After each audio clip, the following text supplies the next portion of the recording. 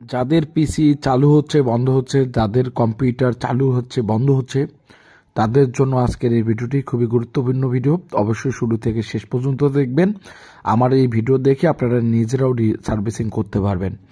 আজকে আমি একটি গিগাবাইটের H81 মাদারবোর্ড সার্ভিসিং করব। তো এই মাদারবোর্ডের সমস্যা হচ্ছে চালু হচ্ছে বন্ধ হচ্ছে। তো সাপোজ এই ধরনের সমস্যা হলে প্রথমত আপনারা কি করবেন, প্রসেসর চেঞ্জ করবেন। তো অন্য একটি প্রসেসর আমি লাগিয়ে দেখব যে তারপরে কোনো ধরনের কোডিং করে কিনা, এবং আপনারা দেখেন যে ডিব্যাগ কার্ড আমি আপনাদের জন্য বোঝার জন্য একটি ডিব্যাগ কার্ড নিয়েছি। তো এই কার্ডে কিন্তু কোডিং করবে, কোনো ধরনের কোডিং করতেছে না। পাওয়ার দিচ্ছি, কোনো ধরনের কোডিং করতেছে না, দেখেন 0 কোডিং। তো এই ধরনের সমস্যা হলে আপনারা কি করবেন? তো অনেকে কিন্তু আপনারা কমেন্ট করেন যে ভাই র্যাম চেঞ্জ করেন, আমি সমস্ত চেঞ্জ করে আপনাদেরকে দেখাবো। যেহেতু ভাই আমাদের কোনো ধরনের কোডিং করতেছে না, সমস্যা হচ্ছে এটাই। তো আপনারা যেখান থেকে ভিডিওগুলো দেখেন অবশ্যই ভিডিওগুলো শেয়ার করে দিবেন। এই র্যামটি আমি অন্য একটি সলিডে লাগাই দেব। তো একটি অন্য সলিডে লাগাই দেব, দিয়ে পাওয়ার দেব, আবার পাওয়ার দেব যে মাদারবোর্ডটি রান হয় কিনা বা 0 কোডিং রান হয় কিনা। তো দেখেন কোনো ধরনের কোডিং কিন্তু চেঞ্জ হচ্ছে না, 0 কোডিং দেখাচ্ছে আমাদের অ্যানালাইজার কার্ডে। তো আমরা সকল প্রকার ডেস্কটপ এবং ল্যাপটপ মাদারবোর্ড সার্ভিস করে থাকি। তো যারা আপনারা মাদারবোর্ড সার্ভিসিং করার জন্য ভালো একটি প্রতিষ্ঠান খুঁজতেছেন, অবশ্যই আপনারা আমাদের ল্যাব থেকে আপনারা মাদারবোর্ডগুলো রিপেয়ার করে নিতে পারবেন। তো আমি র্যাম খোলানো শেষ পরে আমি অন্য একটি র্যাম লাগিয়ে দেব এই বোর্ডে,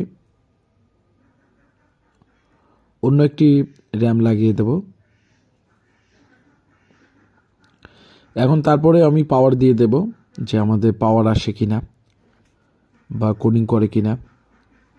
তো দেখেন তারপরেও কিন্তু 0 কোডিং, মানে প্রসেসর পাচ্ছে না, কোনো ধরনের কোডিং আসতেছে না। তো এরকম হলে সমস্যা কি করবেন? তো আসলে আমরা সমস্ত সেকশনের ভোল্টেজগুলো এখন চেক দেব। আর আপনারা দেখবেন যে অবশ্যই কোলক তৈরি হয় কিনা মাদারবোর্ড, যখন কোলক তৈরি হবে তো সম্পূর্ণ ভোল্টেজ ঠিকঠাক থাকবে। তারপরে যেটা স্টেপ অবশ্যই আপনারা নেবেন। তো প্রথমত আমি স্টেপ নিচ্ছি যে আমাদের যে ভোল্টেজ ঠিকঠাক আছে কিনা।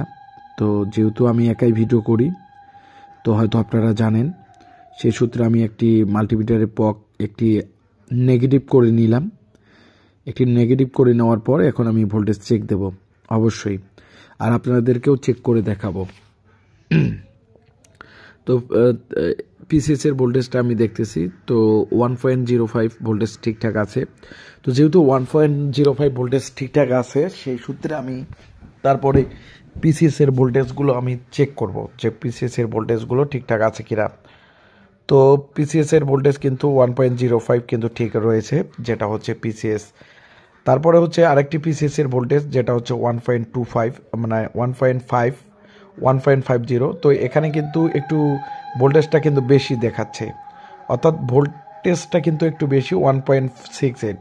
তো তবুও কিন্তু সমস্যা নেই, যেহেতু আপনারা দেখবেন। তারপরে হচ্ছে কোর ভোল্টেজ আমি দেখব যে আমাদের কোর ভোল্টেজ ঠিকঠাক আছে কিনা। তো যারা এই ধরনের সার্ভিসিংয়ের কাজ শিখতে যাচ্ছেন, অবশ্যই আপনারা আমাদের ল্যাব থেকে আপনারা সার্ভিসিংয়ের কাজগুলো শিখতে পারবেন। এখন আমি কোর ভোল্টেজ যে চেক দেব, কোর ভোল্টেজ আমাদের ঠিকঠাক আছে কিনা। তো এই যে আমাদের কোর ভোল্টেজ কিন্তু 1.73 কোর ভোল্টেজ দেখাচ্ছে, অর্থাৎ কোর ভোল্টেজ ঠিকঠাক রয়েছে। তো এখন আমি দেখব যে আমাদের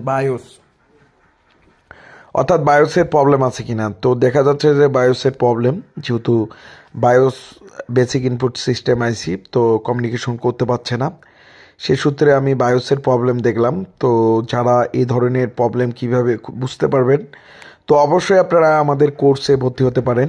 অবশ্যই আপনাদেরকে বুঝে বলবো তো সার্ভিসিং শেখার জন্য। তো এখন আমাকে বায়োস আইসিগুলো খুলতে হবে। তো এখানে 2টা বায়োস রয়েছে, আপনারা চাইলে প্রত্যেকটা বায়োস সম্পূর্ণ বায়োস খুলে নতুন একটি বায়োস লাগাই দিতে পারেন।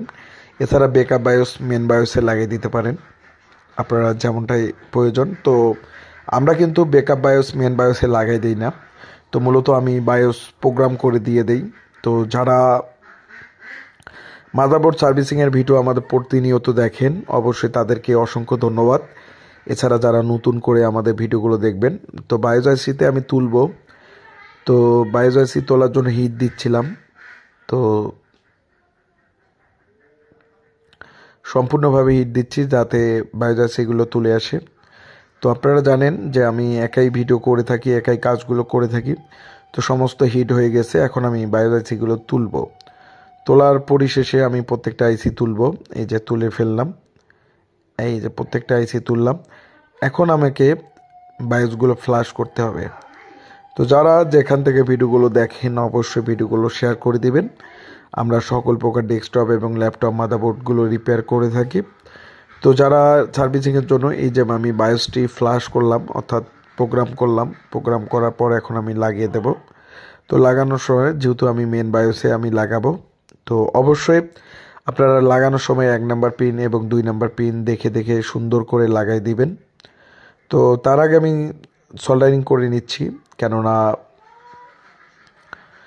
যাতে আইসিটি সুন্দরভাবে বসে।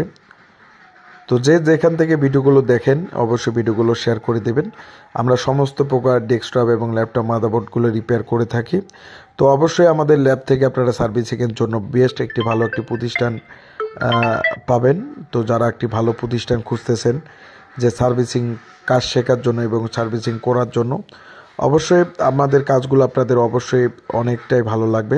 আমরা সকল প্রকার মাদারবোর্ডের সার্ভিসিংয়ের কাজগুলো করে থাকি। তো যারা ডেস্কটপ ল্যাপটপ মাদারবোর্ডের রিপেয়ারে কোর্স করতে যাচ্ছেন অবশ্যই কোর্স করতে পারবেন। এখন আমি তাতাল দিয়ে সুন্দরভাবে আইসিটি বসাই দেব। বসার পরে যে মাদারবোর্ডটি কীরকম দিচ্ছে সেটা আমি দেখাই দেব। তো আমার আইসিটি কিন্তু বসায় একটি নষ্ট আইসি কিন্তু রাখি দিছি। তো এই যে আইসিটি কিন্তু লাগাইলাম, লাগানোর পরিশেষে এখন আমি ডিব্যাগ কাট লাগাবো। তো আমাদের মাদারবোর্ডটি অনা হয় কিনা তো সেটাও আমি দেখব।